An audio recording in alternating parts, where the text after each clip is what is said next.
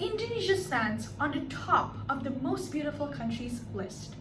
The breathtaking beauty of Indonesia makes tourism one of the key importance in Indonesia's economic development.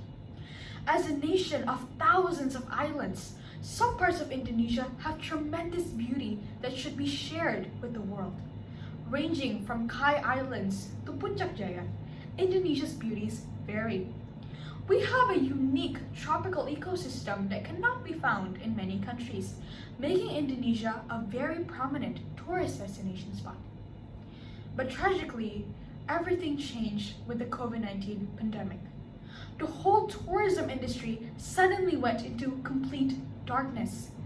Places which used to be filled with cheers and many different types of people have suddenly become empty, as if abandoned or forgotten. This leaves so many hopeless faces for those in the tourism industry. Data says that in the first half of 2020 alone, the revenue loss for the tourism industry in Indonesia reached a number of 85 trillion rupiah.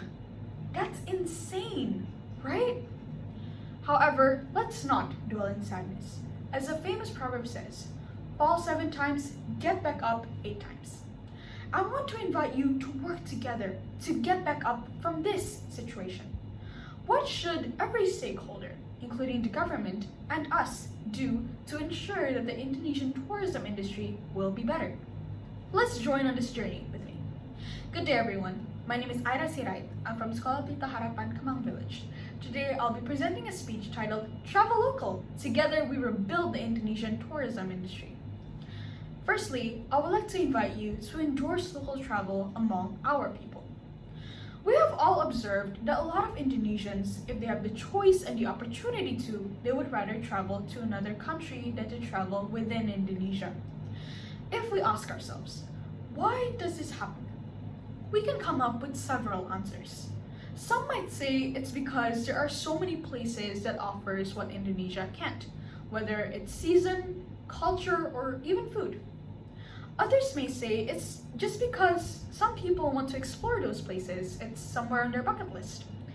But the reason that we often shy away from is because, not so rarely, many people don't even know what beauty that Indonesia holds.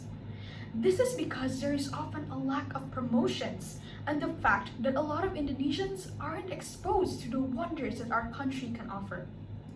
Now, since the pandemic, we can see that this is definitely true. With the country's borders closed, Indonesians are subjected to looking for travel places within Indonesia.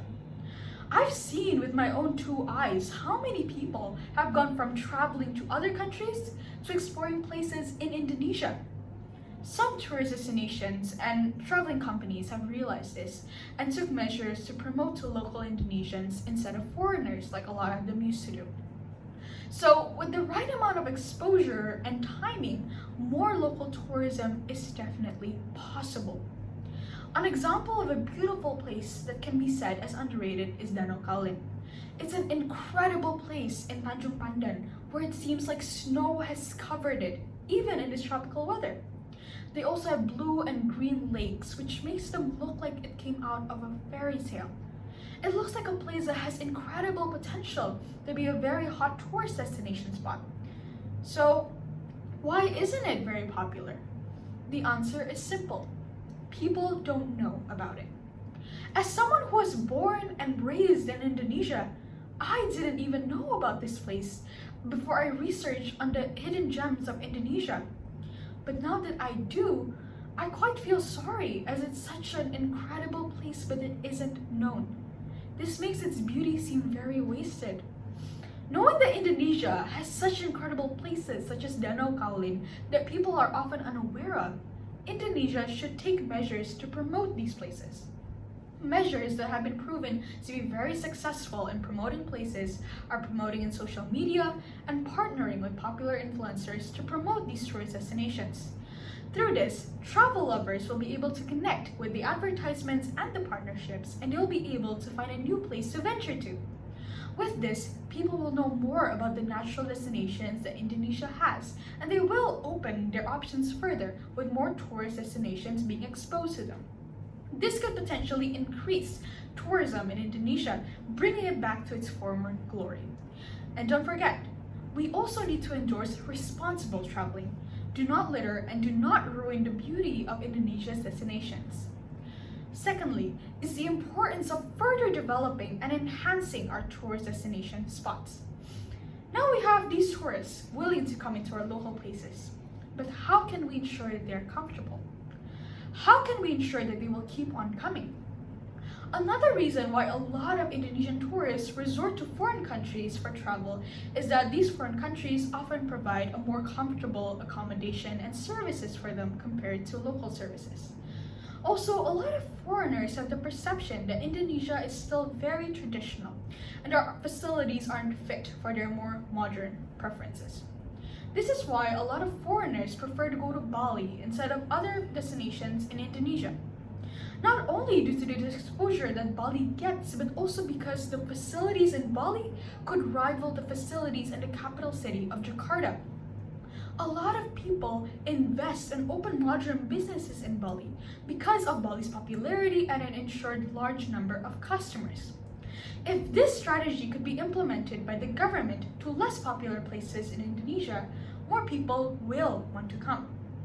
The government needs to start developing strategies and prioritizing destinations for this cause. But how can we do this without a significant loss? We need to firstly ensure the tourist destinations' popularities first. We need to make sure that there are consumers, people who are eager to come and visit those places in a certain targeted number. Once that target is reached, then development could start. How can we ensure this continuous popularity though? As I had mentioned, continuous promotions and increase of service and facility quality will ensure people continuously coming in to visit. Facilities that are developed doesn't have to be incredibly big, doesn't have to be incredibly luxurious, just comfortable enough for the majority of tourists coming in. Having livable and clean hotel rooms, bathrooms, and good restaurants around the places will be good enough. All of these measures can be taken in order for Indonesia's tourism to come alive again, for our economy to come alive again. Everything that I have said is definitely possible with dedication and a little bit of courage from individuals and the Indonesian government. Let us all work together, hand in hand, to share the magnificent beauties of Indonesia. As our national tourism slogan says, wonderful Indonesia. Indonesia is indeed wonderfully made by the Creator above, and it deserves to be shared. Thank you.